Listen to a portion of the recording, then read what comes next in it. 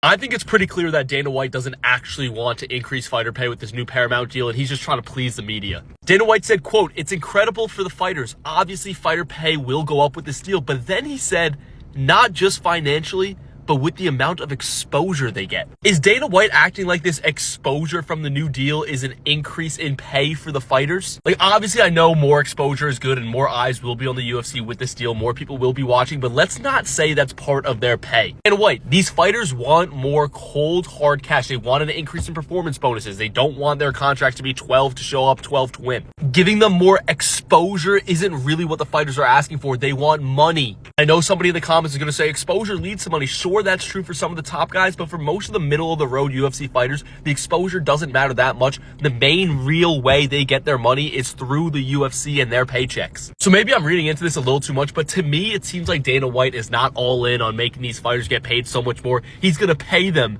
in exposure.